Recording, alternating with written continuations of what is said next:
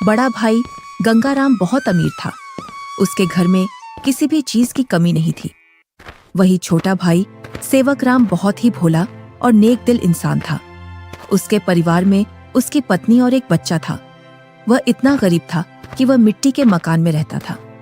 गंगाराम की पत्नी के 3 पुत्रियों के बाद पुत्र हुआ था, तो गंगाराम ने एक बड़ा प्रोग्राम रखा, जिसमें उसने गांव के और बाहर के बड़े बड़े अमीर लोगों को बुलाया था।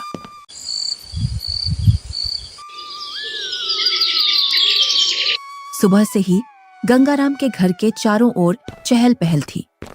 कहीं पकवान बन रहे थे, तो कहीं बच्चे खेल रहे थे और कहीं मेहमान आ रहे थे। गंगाराम के घर के चारों ओर खुशी का माहौल था। धीरे धीरे चारों ओर के मेहमान आ गए, पर आपके छोटे भैया सेवक कहीं दिखाई नहीं दे रहे हैं। अभी तक आए नहीं। आपने गांव में सबको बुलावा दिया है ना? अरे हाँ, बुलाया है उसको, आता ही होगा अपने बच्चों के साथ। तू यहीं रुक और मेहमानों को देख, मैं अभी आता हूँ व्यवस्था देखकर। इतना कहकर गंगाराम घर से बाहर चला जाता है और गुनगुनाता है, मैं उसको अपने प्रोग्राम में क्यों बुलाऊं? वो कहाँ और मैं कहाँ? मेरे यहाँ एक से बढ़कर एक अमीर मेहमान आ रहे हैं। अगर किसी को पता चल गया कि मेरा भाई इतना गरीब है तो मेरी नाक कट जाएगी। कुछ गांव के लोग सेवकराम के घर के आगे से गंगाराम के प्रोग्राम में जा रहे थे और सेवकराम अपने घर से खेतों पर जाने की तैयारी कर रहा था। जैसे ही वह घर से बाहर निकलता है तो उसको कुछ गांव वाले मिल जाते हैं। अरे सेवकराम, तू अपने भाई के घर नहीं गया?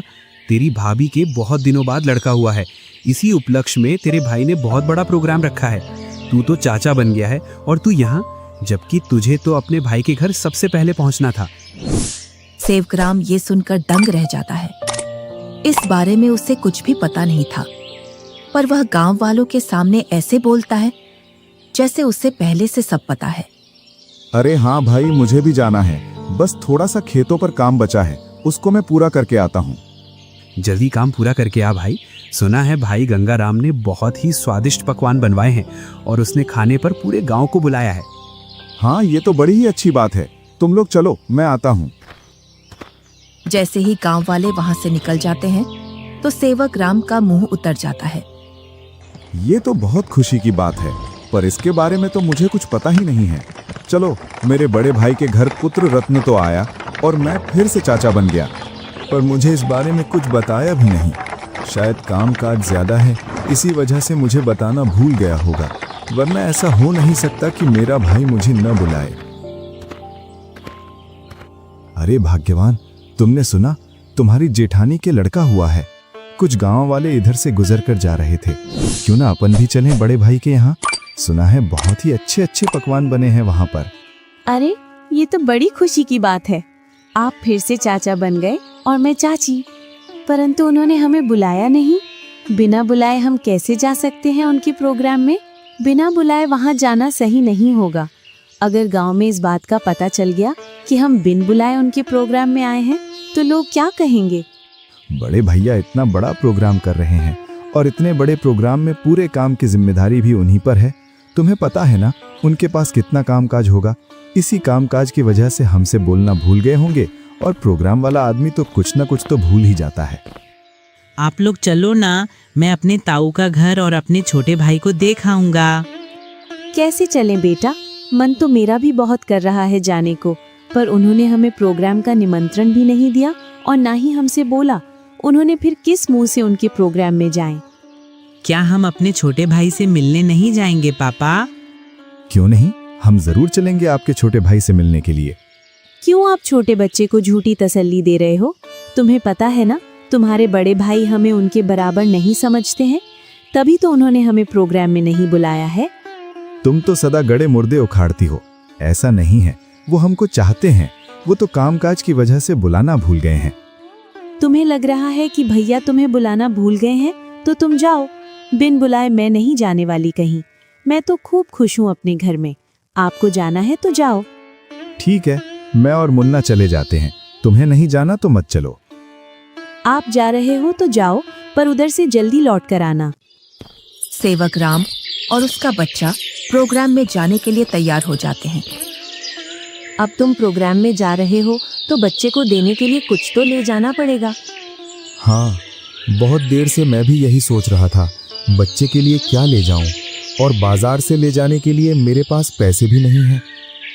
आप तो ये लकड़ी का झूला ले जाओ जो तुमने मुन्ना के लिए बनाया था। अब मुन्ना के कुछ काम का नहीं है। हाँ, यही ले जाता हूँ, इसमें बच्चा खूब आराम से सोएगा। सेवक राम उस झूले को उठाकर चल देता है और उसके साथ में उसका लड़का भी चल देता है।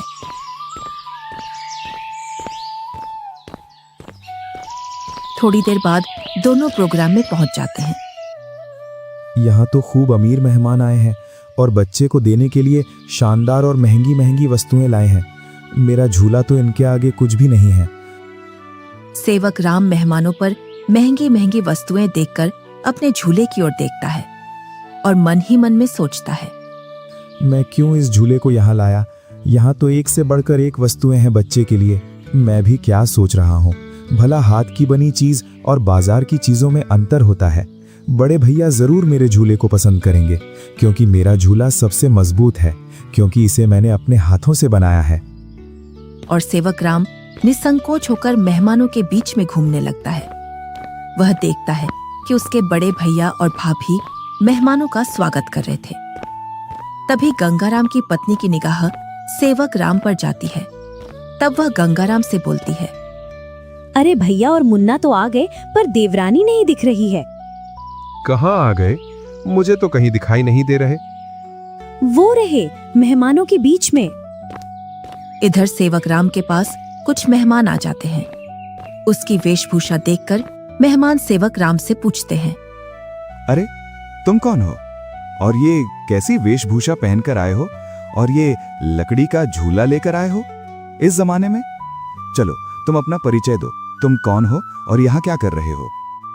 इतना सुनकर सेवक राम संकोच में पड़ जाता है और मन ही मन सोचता है, अगर मैं इन्हें ये बताऊं कि मैं गंगाराम का छोटा भाई हूं तो ये लोग क्या सोचेंगे? एक भाई इतना अमीर और एक भाई इतना गरीब कि वो प्रोग्राम में एक जोड़ी कपड़ा भी सही से पहनकर नहीं आ सकता है। इससे अच्छा तो मैं झूठ बोल दूं। मैं गंगाराम जी का मजदूर। अरे तुम इतना क्यों घबरा रहे हो? डरो मत, बेझिझक होकर बोलो। गंगाराम जी का मैं मजदूर मैं छोटा भाई हूँ। वह बहुत कोशिश करता है झूठ बोलने की, लेकिन उसके मुंह से सच निकल जाता है। क्या बोल रहे हो? तुम्हें पता है ना तुम गंगाराम जी को अपना भाई बता रहे हो? तुम्हें पता है ना वो कहाँ और तुम कहाँ? अपने आप को देखो और उनका प्रोग्राम देखो। इतने में ही गंगाराम वहां आ जाता है और बोलता है, क्या बोल रहा है ये? ये तुम्हें अपना भाई बता रहा है कि तुम इसके भाई हो। मेरा भाई होता तो वो इस हालात में रहता। ये तो मेरा हारी है, हारी। इसको मैंने एक दिन प्यार से भाई क्या बोल दिया, मुझे अपना भाई बताने लगा। इतना सुनकर सेवक राम अपना सिर झुका लेता है। आप प्रोग्राम का आनंद लीजिए। चलो मैं और मेहमानों से मिलता हूँ। जी आप मिलिए, हम भी और परिचितों से मिल लेते हैं। चलो तुम यहाँ से बाहर चलो, मुझे तुमसे कुछ बात करनी है। दोनों भाई एकांत में चले जाते हैं। जब तुम्हें पता है मेरे यहाँ एक से बढ़कर एक मेहमान आए हैं, फिर भी तू प्रोग्राम में घुस आया मेरी नाक कटवाने के लिए। और ये क्या लेकर आया है मेरे लड़के के लिए? लकड़ी का झूला। इस झूले में सोएगा मेरा लड़का। मेरा लड़का तो मखमल के झूले में सोएगा। किसमें? मखमल के झूले में। जा यहाँ से, मुझे दिख मत जाना अब इस प्रोग्राम में। अगर कुछ खाना बचेगा तो मैं सुबह भिजवा दूंगा तेरे घर पर। और हाँ, साथ में अपने लड़के को भी ले जाना यहाँ से। मुन्ना की माँ ठीक बोल रही थी कि बिन बुलाए वहां मत जाओ। मेरी ही गलती है जो मैं बिन बुलाए यहाँ आ गया। सेवक राम अपने बच्चे को लेकर अपने घर की ओर चल देता है, बड़े ही उदास मन से। इतने में ही बच्चा बोलता है, पापा, हम छोटे भैया से भी तो नहीं मिले और आप इतनी जल्दी घर चल रहे हो? सेवक राम थोड़ी हिम्मत करके अपने लड़के से बोलता है, बेटा हम शाम को आएंगे। खेतों पर कुछ काम बाकी रह गया था, वो मुझे याद आ गया है। उसे करके मैं आ जाऊंगा। उसके बाद चलेंगे हम तेरे छोटे भाई से मिलने के लिए। दोनों घर पहुंच जाते हैं। मुन्ना घर से बाहर बच्चों के साथ खेलने के लिए चला जाता है। इधर सेवक राम अपनी पत्नी को पूरी घटना सुना देता है और उसकी आंखों से आंसू छलक जाते हैं। पता नहीं ईश्वर की कैसी लीला है, आज भाई ने भाई को पहचानने से मना कर दिया। आप रोइए मत, ईश्वर एक दिन सब ठीक कर देगा। ईश्वर को भाइयों के बीच में इतना फासला भी नहीं रखना चाहिए कि वे एक दूसरे से ही दूर हो जाएं। आप इतना दुख मत मनाइए, सब ठीक हो जाएगा। आप बस ईश्वर पर विश्वास रखिए। तीनों सो जाते हैं।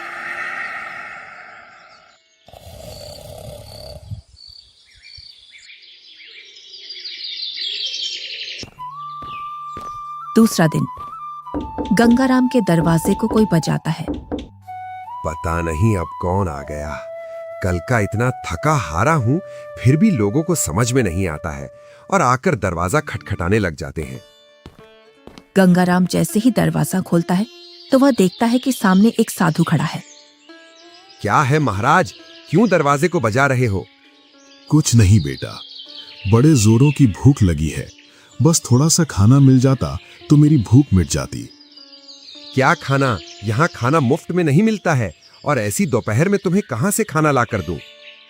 बेटा, घर में कुछ तो होगा, उसमें से ही कुछ खाने को दे दो जिससे मेरी भूख शांत हो जाए।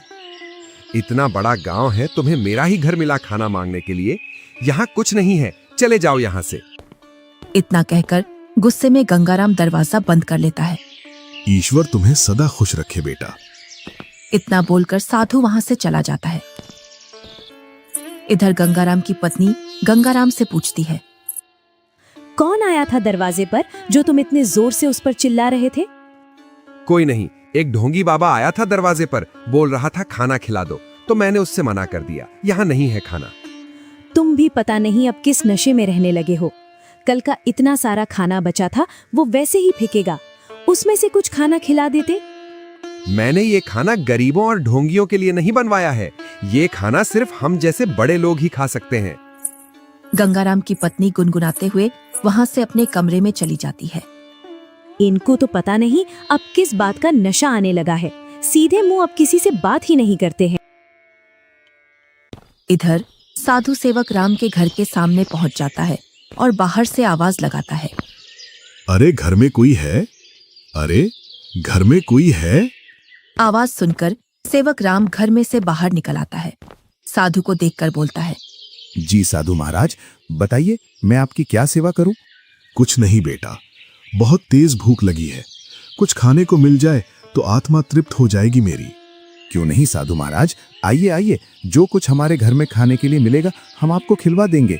दोनों घर के अंदर चले जाते हैं।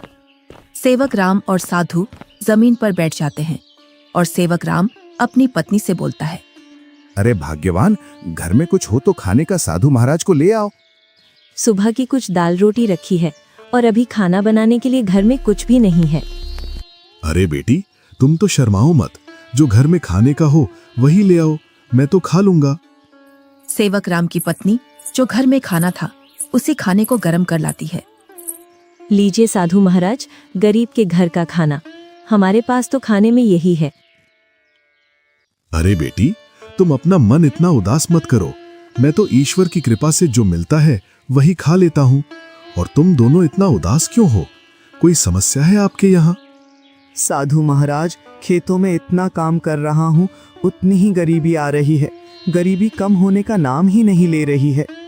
अब तो स्थिति ऐसी हो गई है, 2 वक्त का खाना भी बड़ी मुश्किल से मिलता है। पता नहीं ईश्वर हमारी कौन सी परीक्षा ले रहा है। ये कोई बीमारी तो है नहीं जिसका मैं आपको सही उपचार बता दूं बेटा। बस ईश्वर पर विश्वास रखो, सब सही हो जाएगा। फिर भी मुझे लगता है तुम मुझे तुम्हारी समस्या सही से बता नहीं रहे हो। इतना सुनकर सेवक राम और सेवक राम की पत्नी साधु महाराज को पूरी बात बता देते हैं कि किस प्रकार गंगाराम ने उनके साथ भेदभाव किया। साधु खाना खा लेता है। पता नहीं आपको हमारे हाथ का खाना कैसा लगा, सही लगा या नहीं। बेटी, तुम अपना मन उदास मत करो। तुम तो अन्नपूर्णा हो और तुम्हारे हाथ का खाना बहुत ही स्वादिष्ट है। इतना सुनकर सेवक राम की पत्नी खुश हो जाती है। तुमने बेटा आज मेरी आत्मा तृप्त कर दी है। अगर तुम आज मुझे भोजन नहीं देते तो पता नहीं आज भूख की वजह से मेरा क्या होता। साधु अपने थैले में हाथ डालता है और उसमें से एक पोटली निकालता है। इसमें क्या है साधु महाराज? ये पोटली बेटा बीजों का भंडार है।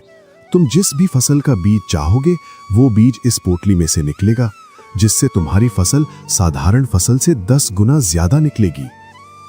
ये तो महाराज आपकी असीम कृपा है। ये मेरी नहीं, ईश्वर की कृपा है बेटा। बस एक बात का ध्यान रखना, इस पोटली के बारे में कभी किसी को मत बताना, और इसमें से जो बीज निकले उन्हें बेचना नहीं। अगर तुमने ऐसा किया तो ये पोटली आपके किसी काम की नहीं रहेगी। जी साधु महाराज, मैं कभी ऐसा नहीं करूंगा। और साधु महाराज वहां से चले जाते हैं। साधु महाराज के पैर जैसे ही घर में पड़े तब से घर में शांति का अनुभव हो रहा है। हाँ भाग्यवान, अब ईश्वर की कृपा से सब ठीक हो जाएगा।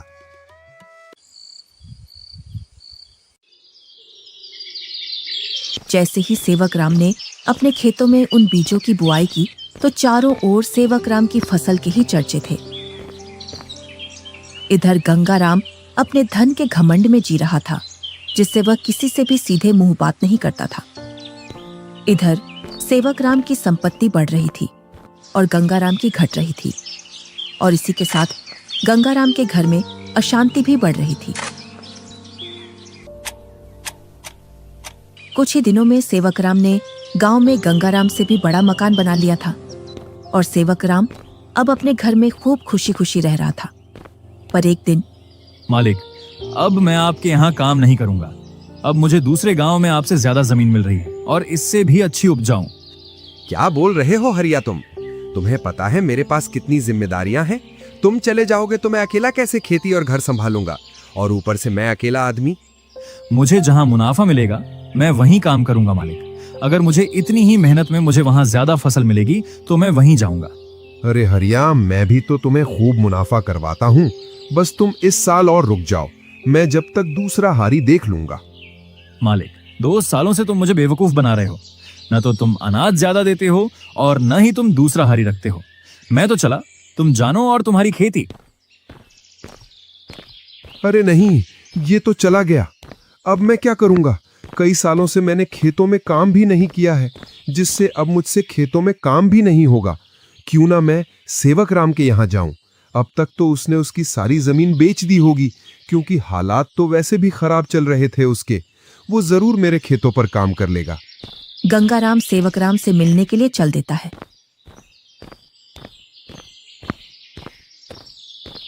जैसे ही वह उसके घर के सामने पहुंचता है तो वह सेवक राम के घर को ढूंढने के लिए उस मोहल्ले में चारों ओर घूम जाता है। इधर ही थी उसकी झोपड़ी, पता नहीं किधर गई। बहुत देर से ढूंढ रहा हूं, मिल नहीं रही है। तभी वहां से एक गांव का व्यक्ति गुजर कर जा रहा था तो गंगाराम उस व्यक्ति से पूछता है, अरे भैया, सेवक राम की झोपड़ी थी यहाँ, वो कहाँ है? कितने दिनों बाद आ रहे हो भैया इधर? शादी के बाद अब आया हूँ इधर। इसीलिए तो तुम्हें वो झोपड़ी नहीं मिल रही है। अरे भैया, तुम जो सामने मकान देख रहे हो बहुमंजिला, यही घर है सेवक राम का। ये कैसे हो सकता है? 2 साल पहले तो ये गरीब हुआ करता था। हाँ भैया, 2 साल पहले गांव में सबसे गरीब व्यक्ति यही था। पता नहीं भैया, इसने खेतों में कौन सा खाद डाला है जिससे इसकी पैदावार सबसे ज्यादा निकलती है। घर बताने के लिए बहुत बहुत धन्यवाद। और गंगाराम उस घर के अंदर चला जाता है। जैसे ही सेवक राम अपने बड़े भैया को घर के अंदर देखता है तो वह बहुत खुश होता है। अरे मुन्ना की माँ, वो देखो हमारे घर में कौन आया है। बड़े भैया, आओ भैया बैठो। अरे, तुमने इतना शानदार घर कैसे बनाया? तुमने तो पूरा ही नक्शा बदल दिया। बहुत ही शानदार घर बनाया है। कहीं तुमने चोरी चपाटी करके तो ये घर नहीं बनाया? नहीं भैया, मैंने कोई चोरी नहीं की है। ये तो मैंने अपनी मेहनत से बनाया है। ऐसी मेहनत तो तू पहले भी करता था, पर पहले तो तूने ऐसा मकान बनाया ही नहीं। भैया, आपसे क्या छुपाना, जब आपका प्रोग्राम था उसके एक दिन बाद हमारे घर पर एक साधु आया था। उसको हमने पेट भर खाना खिलाया था। आज उनके आशीर्वाद की वजह से ये सब है हमारे पास। इतना सुनकर गंगाराम का सिर घूम जाता है और उसकी आंखों तले सब सीन आ जाता है कि किस प्रकार उसने उस साधु को भगाया था। वो साधु तो सबसे पहले मेरे घर आया था, इसका मतलब ये सारा धन मेरा हुआ। क्या बोल रहे हो भैया? ये तो मैंने अपनी मेहनत से खड़ा किया है, ना कि जादू से। ये सब तुझे साधु के आने बाद ही मिला है ना? तो इस गांव में सबसे पहले साधु मेरे घर आया था। अगर मैं उसे खाना खिला देता तो ये सारी संपत्ति मेरी होती। इसका मतलब तूने मेरे अधिकार की संपत्ति छीनी है। ये तुम मुझ पर गलत इल्जाम लगा रहे हो भैया। मैं उस साधु को ढूंढ कर लाता हूँ और साधु से तेरे सामने बुलवाता हूँ कि इस संपत्ति पर किसका हक है। और गुस्से में गंगाराम वहां से निकल जाता है। कई दिनों तक वह उस साधु को खोजता है। बड़ी मुश्किल से एक जंगल में तपस्या करते हुए वह साधु मिल जाता है। साधु महाराज प्रणाम। कौन हो बेटा जो तुम मेरी तपस्या में व्यवधान डाल रहे हो? मैं गंगाराम हूँ। आज से 2 वर्ष पूर्व तुम मेरे घर आए थे खाना खाने के लिए, जब तुम्हें जोरों की भूख लग रही थी। तुम तो वही हो ना जिसने खाना देने से मना कर दिया था। हाँ, पर उस संपत्ति पर पहला हक मेरा बनता है जो तुम मेरे भाई को देकर आए हो, क्योंकि तुम खाना मांगने सबसे पहले मेरे घर आए थे। कौन सी संपत्ति? मैंने तो उसे सिर्फ आशीर्वाद दिया था, क्योंकि उसने बड़े ही सम्मान के साथ खाना खिलाया था, और वो धन तो उसकी मेहनत और ईमानदारी का फल है। इतना सुनकर गंगाराम गुस्से में साधु से बोलता है, साधु, तुम मेरे साथ अन्याय कर रहे हो, क्योंकि उसकी संपत्ति पर पहला अधिकार मेरा है, क्योंकि तुम सबसे पहले मेरे द्वार पर आए थे। अगर तुम मुझे ये पहले ही बता देते कि मैं तुझे और भी अमीर बना दूंगा, तो मैं तुम्हें उससे भी अच्छा भोजन कराता। उसने क्या खिलाया होगा आपको? सूखी रोटी? गंगाराम साधु से बहुत वाद विवाद करता है और गुस्से में साधु से बोलता है, जिससे साधु को क्रोध आ जाता है। बालक, तुमने मेरी सब्र की सीमा खत्म कर दी है। तुम मेरे श्राप से अब बच नहीं सकते हो। इतना सुनकर गंगाराम के होश उड़ जाते हैं। इतने में ही सेवक राम और गंगाराम की पत्नी आ जाती है। क्षमा कीजिए साधु महाराज, क्षमा कीजिए। अरे बेटी, तुम क्यों माफी मांग रही हो? मेरे पति थोड़े उग्र हैं, उनको पता नहीं है किससे कैसे बात करना है। इतना सुनकर गंगाराम भी माफी मांग लेता है। गंगाराम, अभी तक तुम्हारा जो घर चल रहा था वो तुम्हारी पत्नी के निर्मल भाव की वजह से चल रहा था। अब तुम अपने लालच को छोड़ दो और दोनों भाई साथ साथ रहो, क्योंकि तुम्हारा छोटा भाई बहुत ही ईमानदार है। जी साधु महाराज। तुम्हें कैसे पता चला मैं यहाँ हूँ? आप जिस दिन साधु महाराज की खोज में निकले, उसी दिन भैया मेरे पास पहुँच गए थे और उन्होंने आपके बारे में मुझे सब बता दिया था। भाई हो तो तेरे जैसा, मेरे जैसा भाई किसी को भी नहीं।